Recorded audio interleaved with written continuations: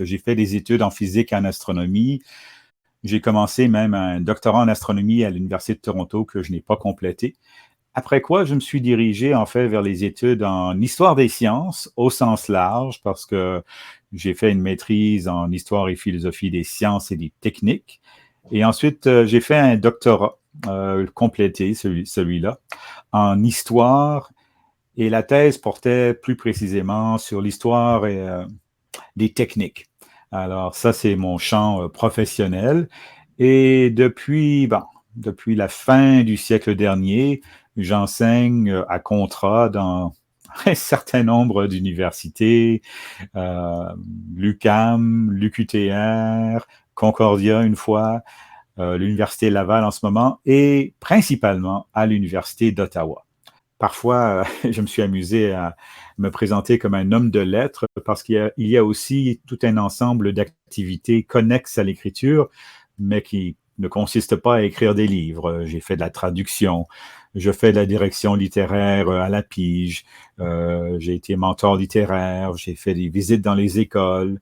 Et évidemment, comme les lecteurs, lectrices de Solaris le savent aussi, je fais de la critique, de la chronique littéraire depuis à peu près les années 80 en anglais et en français. Mais Solaris a quand même hérité d'un grand nombre de mes recensions en français. Je serais curieux de savoir, moi, comment tu as connu la revue Solaris? Je crois, sans être complètement certain, que ma découverte des revues québécoises de science-fiction a commencé dans une librairie d'Ottawa où j'ai repéré le spécial érotique de la revue Imagine.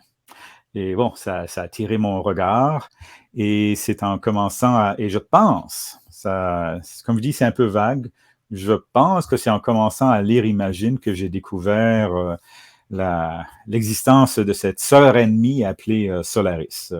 Bon, j'exagère un peu, mais il y avait à l'époque une certaine rivalité entre Imagine et Solaris.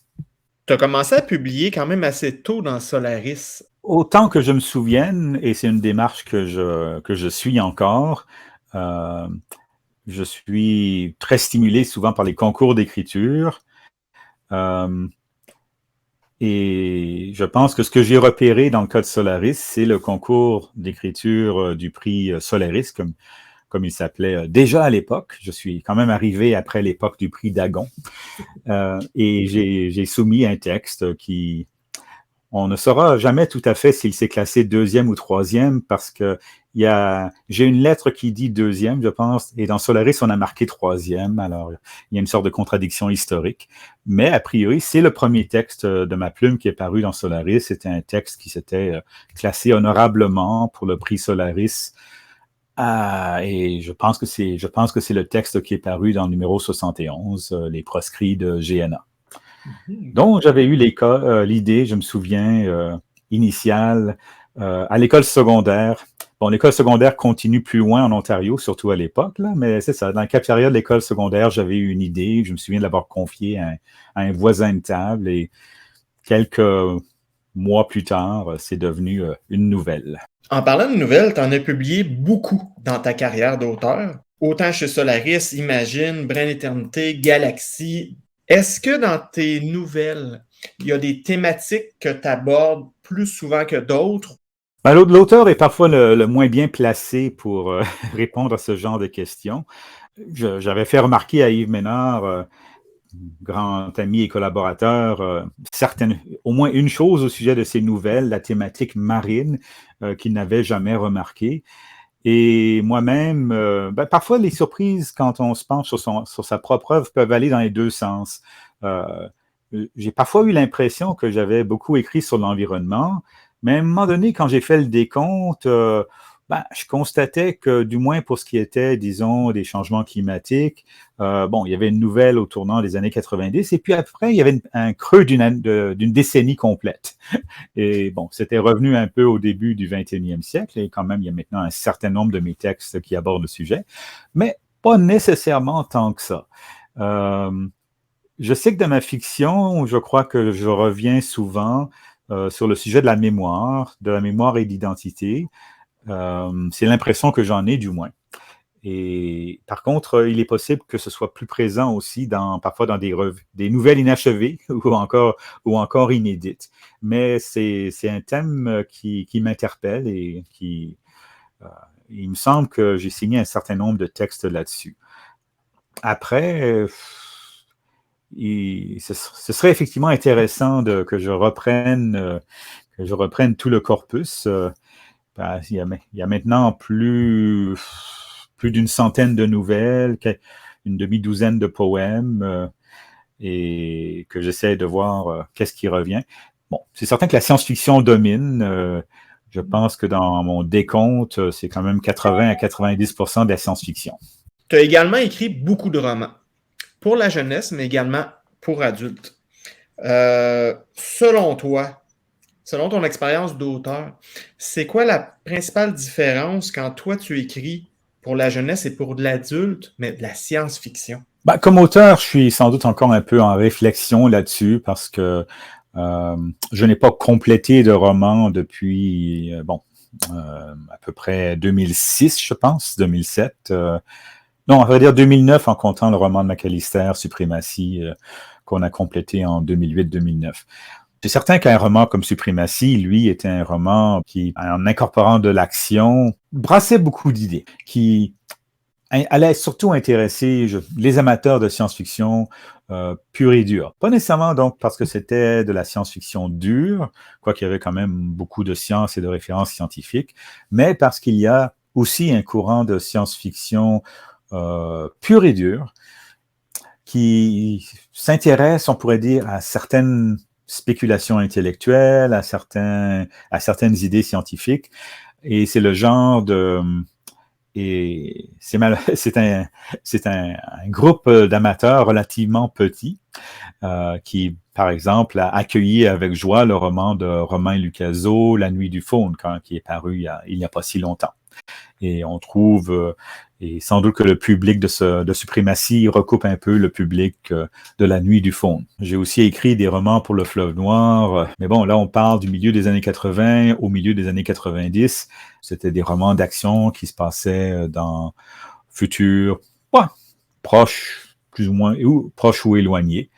Simplement, il n'y avait pas de fantastique ou quoi que ce soit. Ce que d'ailleurs on voit parfois aussi dans une partie de la production québécoise, il y a des métissages science-fiction et fantastique. Mais là, j'étais dans la science-fiction franche, sans métissage fantastique, mais sans non plus, disons, axer le roman sur de grands débordements, disons, d'idées. Il y en avait dans les deux, mais c'était, on pourrait dire, un peu le glaçage sur le gâteau. Les romans pour jeunes, de mon point de vue, ils n'étaient pas très loin des romans écrits pour le Fleuve Noir.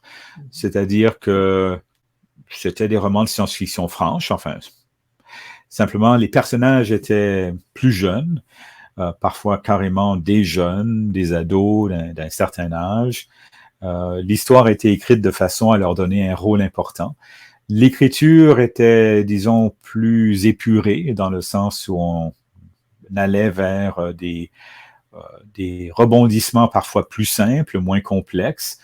Mais j'avoue que de mon point de vue, la différence en était une peut-être de degré, mais pas d'espèce. C'était quand même... à part peut-être 2 ou 3 textes pour plus jeunes que j'ai écrits, où, bon, même là, on était encore, je dirais, dans une certaine fiction populaire, simplifiée, oui, mais qui conservait un peu les mêmes procédés. Je pense à certaines histoires que j'ai écrites pour la revue Les Débrouillards à l'époque, par exemple. Et il y a un de mes romans, 13,5 km sous Montréal, qui était également une histoire relativement faite d'épisodes relativement simples. Mais tous ces romans pour jeunes et ces romans parus au Fleuve Noir que j'ai écrits, bon, de la fin de ma jeunesse, en fait, parce que certains des livres qui sont parus en 94 remontaient très loin, remontaient à la fin de mon adolescence en termes de brouillon de première conception. Donc, de cette époque-là, jusqu'à 2006-2009, mon écriture romanesque, je dirais, était relativement d'une pièce. C'était un peu le même genre d'approche, mais en modulant pour les jeunes, en choisissant des personnages plus jeunes et en choisissant peut-être des rebondissements moins complexes et en simplifiant, dépouillant l'écriture. Je travaille sur des romans, d'autres romans depuis des années, plus ambitieux peut-être, et peut-être ou pas, mais qui, j'espère, que je trouverai un de ces jours le temps de les terminer. Moi, j'imagine que tu es quelqu'un qui utilise beaucoup de plans très précis, plein de notes, mais peut-être que c'est pas le cas, puis c'est entièrement dans ta tête. Comment tu fonctionnes quand tu construis une histoire? Effectivement, il y a aux États-Unis, du moins dans le monde anglophone, on parle beaucoup de la différence entre les écrivains qui planifient et les écrivains qui écrivent un peu au gré de leur inspiration. Je suis, à certains égards, un peu entre les deux, c'est-à-dire que il y a une réflexion préalable, et je pense que c'est nécessaire en science-fiction. Mais cette réflexion préalable concerne souvent ce que j'appelle la création de monde, la création de situations, avec peut-être aussi un certain travail pour définir les personnages. Mais après, une fois que je commence une histoire, je dirais que la majorité du temps, je sais un peu où je veux aller, mais je ne sais pas nécessairement comment ça va finir. C'est pour ça que j'ai aussi sans doute des dizaines de nouvelles inachevées à différents degrés, parce qu'à un moment donné, je ne savais plus où j'allais aller. De temps en temps, je reprends un texte inachevé, je vais au café en ayant imprimé l'état du manuscrit, et je commence justement à réfléchir à la suite des choses. Et je pense que dans certains cas, ça peut effectivement donner quelque chose d'assez différent de l'idée première. Si ce n'est que parce que parfois aussi, entre-temps, j'aurais oublié l'idée première. Donc, c'est un processus quand même de construction par strate, dans une certaine mesure. Et parfois, c'est un processus itératif, donc, où, je commence avec quelque chose, je pousse un peu loin, je retourne au café, et lorsque parfois je retourne au café, ou que je suis en train de marcher pour aller au café, ou d'en revenir, c'est à ce moment-là parfois aussi que j'ai une vision plus large de l'histoire, de ce qu'elle raconte, ou que je commence à me poser des questions sur quel est le sens de cette histoire, quel est le destin de ce personnage, et que je réfléchis un peu à une façon de conclure l'histoire de façon à illuminer le destin du personnage ou peut-être le thème de l'histoire avec, effectivement, une petite pirouette linguistique, une petite chute amusante. Il y a ça aussi dans l'écriture, le fait qu'on veut que le lecteur, la lectrice reste intéressé dès la première ligne et ensuite de rebondissement ou de petite chute en petite chute jusqu'à la chute finale. Mais ça c'est ce qu'on pourrait appeler la tactique de l'écriture. Mais il y a aussi l'aspect stratégie de l'écriture où on se pose des questions sur le genre d'histoire qu'on veut raconter. Et donc, il y a certainement les deux, justement, de plus en plus. Oui, de plus en plus peut-être, dans ma façon d'écrire des histoires. Mm-hmm. Mais c'est certain que parfois, oui, je fais des découvertes en cours de route. Tout d'un coup, quelque chose m'apparaît qui n'était pas évident au début. Et c'est ça. Donc, de ce point de vue-là, je songe un peu parfois à l'auteur français de polar, Léo Mallet, qui, lui, écrivait apparemment tout à fait de façon improvisée, son détective Nestor Burma commençait parfois des enquêtes sans que Mallet sache nécessairement qui étaient les coupables et qu'est-ce qui allait se passer. Et d'ailleurs, je pense que certains des Nouveau mystère de Paris de Léo Mallet avec Nestor Burma sont restés inachevés parce que c'est ça, il avait commencé une histoire et de péripétie en péripétie, il s'était rendu compte qu'il ne savait pas qui était le coupable ou comment résoudre les mystères accumulés. Donc, je sympathise avec Léo Mallet. Et bon, moi, ça m'arrive plus à l'échelle de la nouvelle, mais il y a certains romans aussi qui sont restés en plan, peut-être parce que j'ai besoin justement de relancer l'intérêt. Je pense que ce qu'il me faudrait aussi, c'est du temps libre pour écrire, parce que la nouvelle, oui, ça peut se faire en quelques heures parfois, et quelques heures grappillées par-ci par-là, mais pour des vrais romans, j'aurais besoin quand même d'avoir des journées entières, disons, à y consacrer. Est-ce que tu te souviens dans ta vie, qu'est-ce qui te fait aimer ce genre-là? En général, je me réfère à deux épisodes et après, je vais peut-être aborder des considérations plus générales parce que, d'une part, je me souviens de deux incidents ou de deux épisodes dans ma vie qui associent la science-fiction pratiquement à la découverte de littérature entière. D'une part, je me souviens encore que ma mère me lisait les bulles de la bande dessinée Danny Futuro, qui paraissait au début des années 70 dans la revue Tintin. Parce qu'il y avait une revue qui s'appelait Tintin à l'époque, pas juste les albums. Et Danny Futuro, c'est une histoire un peu à la Buck Rogers, un jeune homme, je pense, il était un peu parfois ambigu, mais un jeune homme du 20e siècle qui se réveille après une sorte de longue période de congélation à peu près au 25e siècle. Mais c'est très différent de Buck Rogers à toutes sortes de points de vue. C'est beaucoup plus du space opéra, des créatures bizarres, des planètes étrangères et extraterrestres. Donc, avant même de savoir lire, j'étais déjà en train de découvrir la science-fiction grâce à des BD dans Tintin. Et je lisais beaucoup en français quand j'étais jeune à l'école primaire. Et bon, c'était une école primaire en Ontario, on enseignait l'anglais et la bibliothécaire s'étonnait que je lisais presque exclusivement en français. Et à un moment donné, donc, elle me dit, on sait que tu es bon en anglais, pourquoi tu emprunterais pas quelques livres en anglais de temps en temps, parce que la bibliothèque avait aussi une petite collection de livres en anglais.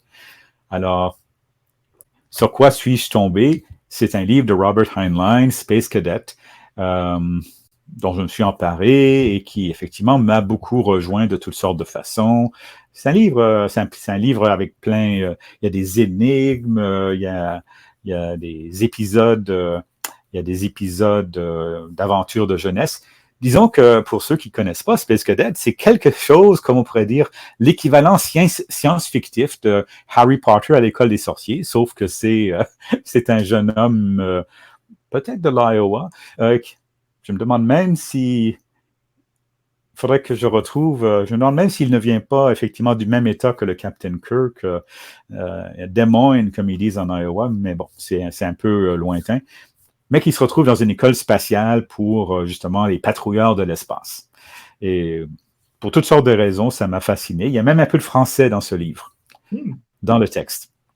Heinlein connaissait un peu le français. C'est pas nécessairement du très bon français. Heinlein surestimait ses capacités en français, disons. Mais donc, ces deux épisodes-là, bon, disons, confirment en tout cas que très tôt, j'avais un intérêt pour la science-fiction parce que ce sont effectivement des lectures qui m'ont rejoint et dont je me suis souvenu.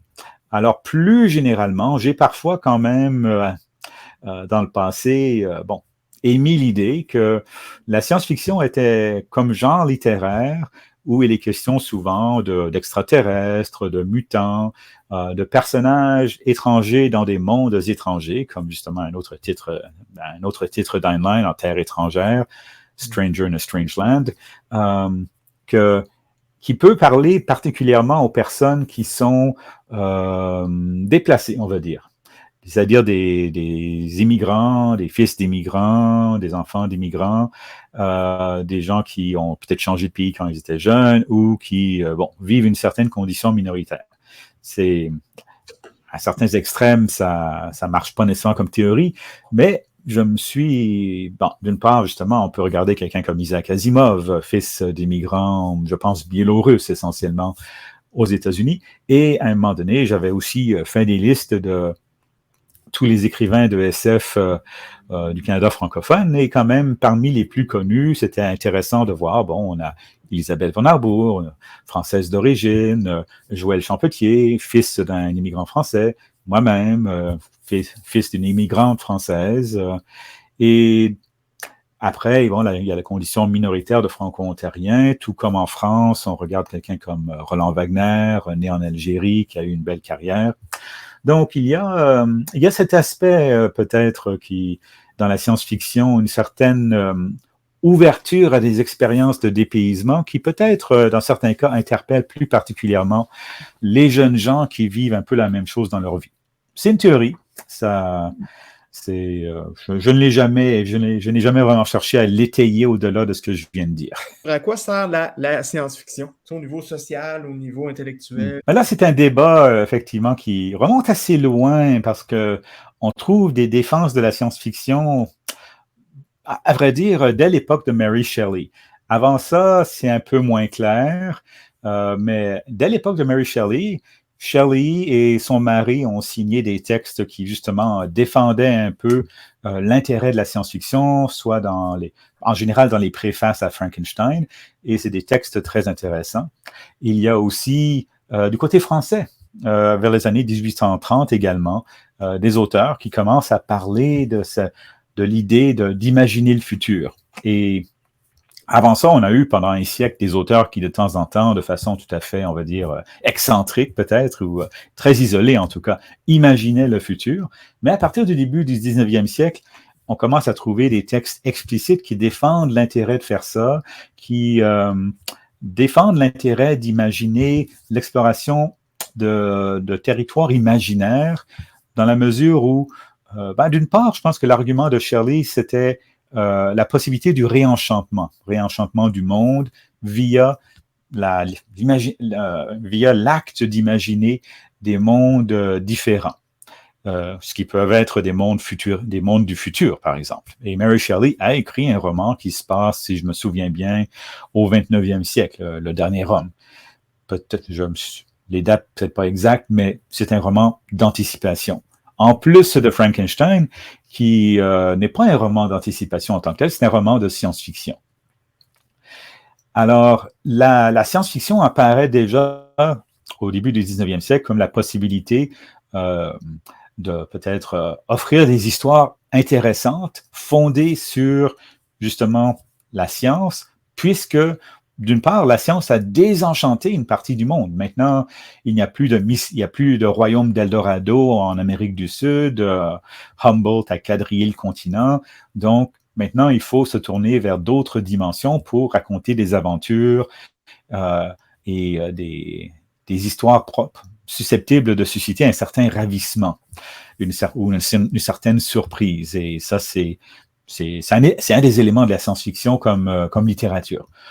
Au-delà de cela, il est clair aussi qu'on a parfois proposé que la science-fiction était une littérature qui explorait des possibilités, des mondes possibles, des futurs possibles, ce qu'on a parfois appelé des futuribles, mais de façon fictionnelle, contrairement à certains futurologues.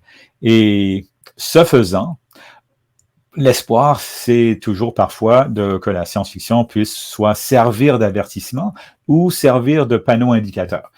Un panneau indicateur qui peut dire, disons, ne prenez pas cette route, ou au contraire, qui peut dire, essayons donc cette route-ci, elle est plus belle.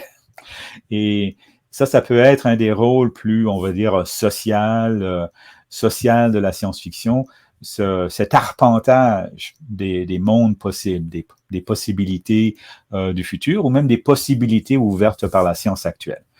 Puisque, contrairement à d'autres, j'ai tendance à croire qu'il y a quand même deux visages à la science-fiction.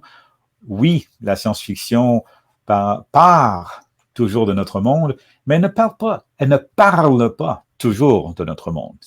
Et il y a des auteurs qui, ne voient dans la science-fiction que des métaphores de notre monde, mais je pense que même si le point d'origine d'une extrapolation en science-fiction, c'est toujours notre présent, ou le présent de l'auteur au moment où il ou elle écrit le texte, de temps en temps, la démarche d'extrapolation nous sort de notre monde actuel et on va se mettre à parler de choses qui, justement, seront parfois plus pertinentes pour les gens de l'avenir.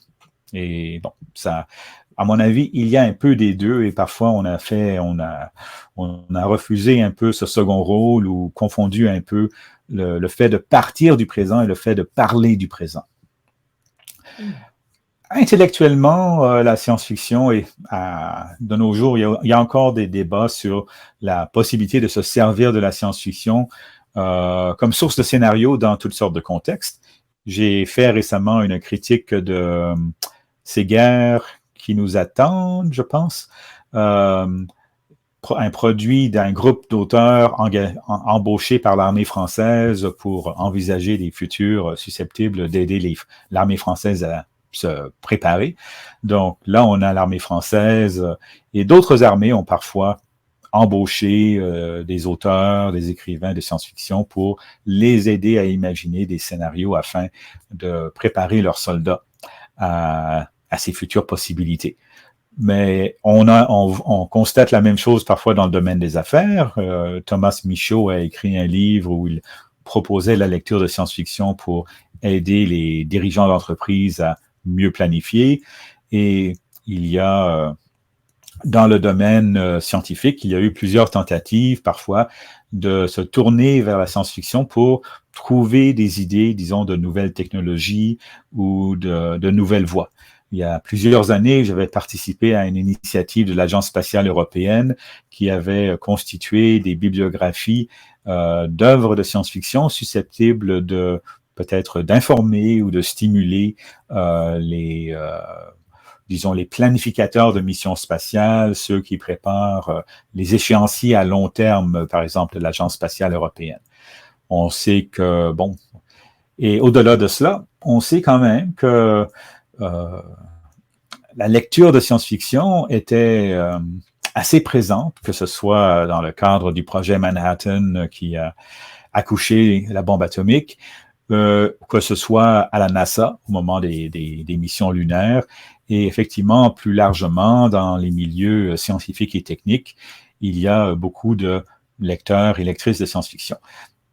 Dans un registre un peu plus peut-être inquiétant, on sait aussi qu'effectivement, des grands magnats comme Elon Musk, peut-être Bezos et quelques autres, sont aussi des amateurs de science-fiction et qui conçoivent le monde et parfois dirigent leurs grandes entreprises vers des futurs qu'ils imaginent grâce à des romans de science-fiction.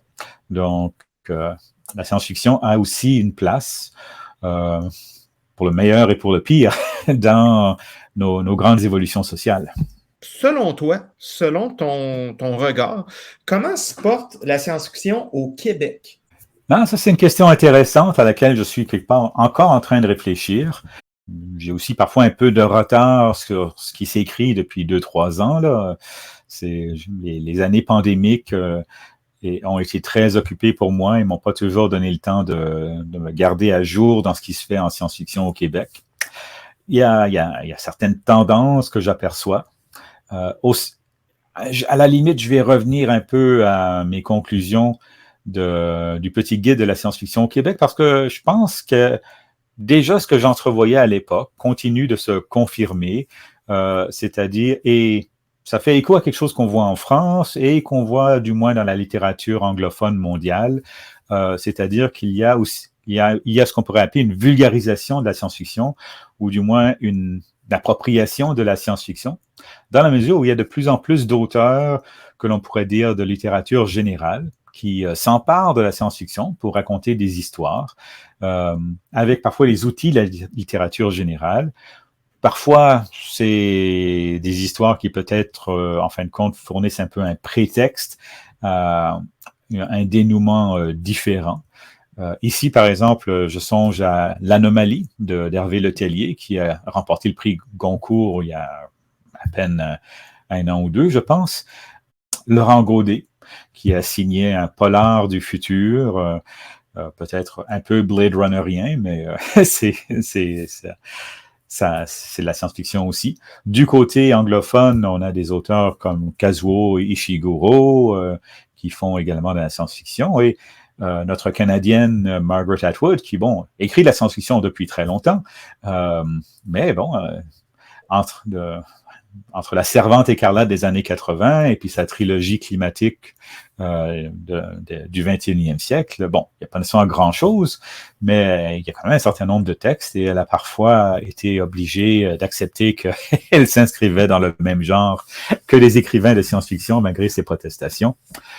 Donc, mais plus récemment, on a l'impression qu'effectivement, au Québec et ailleurs, il y a cette appropriation de la science-fiction par des auteurs qui, autrefois peut-être, n'auraient pas touché au genre. On peut penser aussi au regretté François Blais, dont le dernier roman paru de son vivant, La seule chose qui intéresse tout le monde, Blais était à ma connaissance surtout connu comme auteur de littérature générale, mais c'est un excellent roman de science-fiction.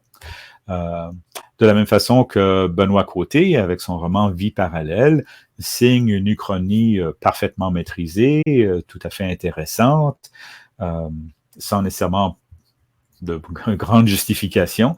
Il s'inscrit évidemment dans la lignée de Philippe Cadic avec Le Maître du Haut-Château, mais bon, d'un côté, Benoît Côté le fait bien. Et on voit qu'il connaît la science-fiction. Donc, je pense que grâce aux séries télévisées, aux films et sans doute au fait que certaines maisons d'édition ont continué à faire paraître au moins un certain fond de science-fiction, c'est-à-dire les auteurs classiques comme Philippe Cadic, comme Asimov, si bien que des auteurs aussi différents que Blais, Côté. J'avais chroniqué pour Solaris un livre de Jean-François Beauchemin, je crois, bon, qui lui rappelait plus les utopies des années 30, en fait, mais il y a donc ces influences de la science-fiction sur les auteurs de littérature générale qui n'ont pas trop honte d'y toucher. L'auteur des Singes bariolés, Bernard Gilbert, même s'il a pu trahir parfois certaines réactions par rapport au milieu de la science-fiction au Québec, j'étais là le jour après qu'il a gagné le prix Boréal, il l'a annoncé avec fierté dans une réunion à Québec. Donc, il y a, je trouve, une ouverture du milieu de la littérature générale à la science-fiction.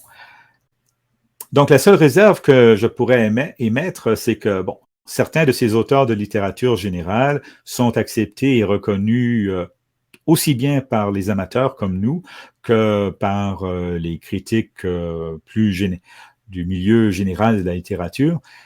Mais tant et aussi longtemps qu'ils se traitent la science-fiction avec, on pourrait dire, les priorités et les procédés de la littérature générale. Alors que dans la science-fiction comme genre littéraire, les auteurs spécialisés ont parfois d'autres priorités. Par exemple, la trilogie de Christian Guay-Poliquin, qui a remporté des prix il n'y a pas si longtemps, s'inscrit clairement dans un univers post-apo, mais ne parle pas du tout des causes de cet effondrement social, ou du moins il y a peut-être, on peut déduire 2 ou 3 choses, mais ça reste extrêmement flou. L'auteur raconte les aventures de son personnage en restant centré sur le personnage et ne s'intéresse pratiquement pas au contexte plus général, social, disons. Alors que les auteurs de science-fiction, au cœur du mouvement, vont parfois aussi justement s'intéresser à une réflexion sur le futur, une réflexion sur les causes des événements, offrir justement, comme je le disais un peu plus tôt, aussi en rapport avec le rôle social de la science-fiction, des avertissements, même en filigrane, ou à tout le moins des analyses, des interprétations. C'était très présent dans la science-fiction américaine après la Seconde Guerre mondiale, et je pense que ça reste quelque chose qui, encore aujourd'hui, reste présent d'une façon ou d'une autre dans bien des ouvrages. Parfois, cela peut aussi tenir à des métaphores plus ou moins déguisées, ou dans les romans récents aux États-Unis, à des percées que l'on pourrait dire sociales. la trilogie The Broken Earth de N.K. Jemisin, si je ne me trompe pas, disons, aborde très clairement, mais pas ouvertement, la question de l'esclavage et de l'exploitation des humains par les humains. Il y a beaucoup d'autres choses associées à cela, mais y compris la discrimination, l'oppression et tout cela, et c'est un élément qui justement n'est pas toujours présent ou pas toujours aussi intense peut-être dans les romans de science-fiction écrits par la littérature générale, où on va parfois subordonner l'élément science-fictif à une intrigue plus psychologique, et parfois, offrir parfois un recul tellement grand que on est plus dans la philosophie que dans la dénonciation. Là, je suis en train de penser justement au roman de Gilbert et de Beauchemin. Alors, il y a, et ça m'amène à parler justement des autres tendances présentes au Québec en ce moment, c'est justement cet intérêt pour une science-fiction peut-être plus optimiste, en tout cas socialement engagée. Et à différentes époques, il y a eu des formes de science-fiction socialement engagées, ça remonte au moins aux années 60 et 70. Et un roman comme 1984 d'Orwell était clairement aussi socialement engagé à sa façon. Et on pourrait remonter encore plus loin sans doute. Le Frankenstein de Mary Shelley, je pense, assez clairement s'inscrivait dans un débat sur toutes sortes de questions par rapport à la science, par rapport aux groupes opprimés, aussi bien peut-être les pauvres, les non-aristocrates et les femmes. Donc, il y a une longue histoire. Et de nos jours, avec par exemple ce que publie la collection Imaginaire chez VLB, les romans de Sokol, dans une certaine mesure, Emma Maré peut-être, mais aussi le roman de Renaud Simard, on est dans des histoires qui soit veulent offrir des visions un peu plus lumineuses du futur ou du présent, soit veulent redonner un plus grand rôle à des groupes peut-être parfois marginalisés. Ça, dans le cas du livre de Renaud Simard, c'est un peu peut-être métaphorique, mais je pense qu'il y a justement un plaidoyer pour l'entente malgré les différences dans le livre de Renaud Simard. Donc, ça, il y a ces nouvelles tendances qui apparaissent peu à peu dans la science-fiction québécoise sous différentes formes. Donc, une science-fiction plus optimiste. Le roman de Chris Bergeron valide et sa plaquette vaillante peuvent être sans doute interprétés, rattachés au même courant. L'imaginaire queer, mais aussi justement une certaine forme de hope punk. Quel sens ça a pour toi de partager tes histoires?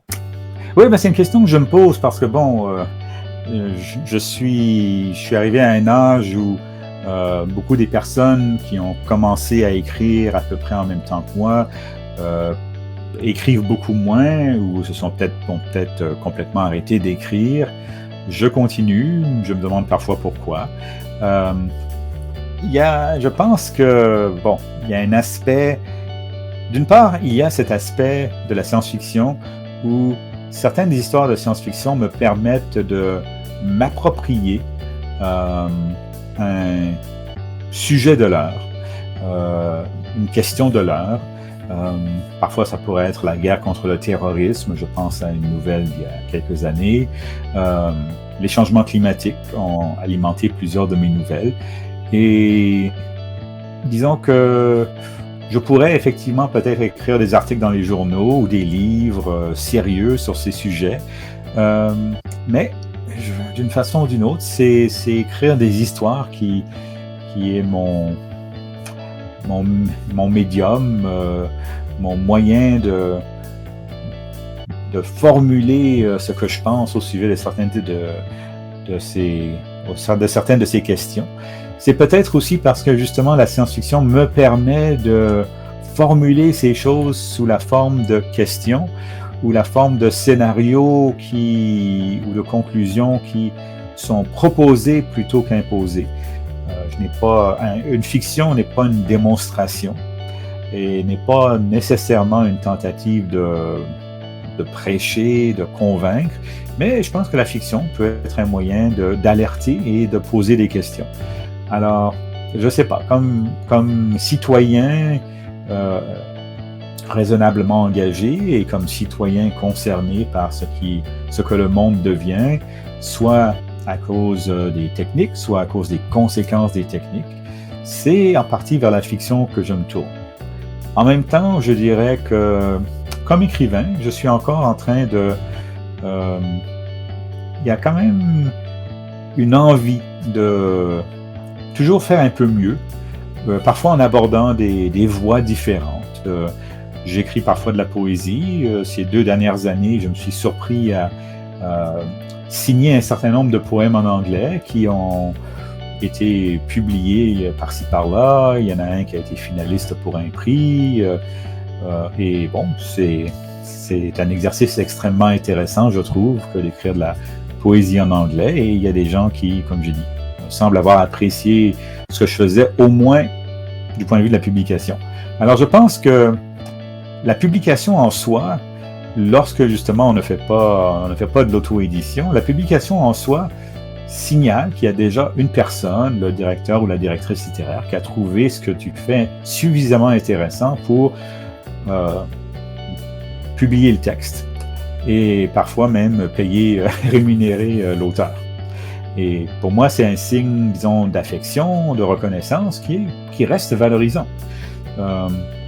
Après, les lecteurs, disons, qui vont tomber sur le texte, ils en font ce qu'ils veulent, mais déjà, il y a ce directeur littéraire, cette directrice littéraire qui a trouvé ça intéressant. Donc, ça m'encourage à continuer, mais effectivement, après une centaine de nouvelles, ce que je cherche parfois, c'est justement certains défis. Et je reviens justement à ce que je faisais dans les années 80, c'est-à-dire participer à des concours, surtout quand ces concours ont peut-être une composante thématique, parce que oui, je peux trouver des idées de texte dans l'actualité, dans ce qui se passe dans le monde, mais parfois aussi, ça m'intéresse de me faire proposer un thème et de voir comment je vais le traiter. Parfois, cette fois-ci, puisque bon, je suis arrivé au point où j'ai parfois déjà traité un thème, mais là aussi, c'est le défi de se renouveler, de voir ce qu'on va apporter à un thème littéraire, cette fois-ci, avec la personne qu'on est devenu actuellement. Je pense que ça fait partie des choses qui me poussent toujours à écrire. Je dirais pas que c'est une volonté de se surpasser, mais c'est une volonté de continuer à faire des expériences littéraires, à relever de nouveaux défis, surtout s'ils sont un peu différents de ceux qu'on a relevés précédemment.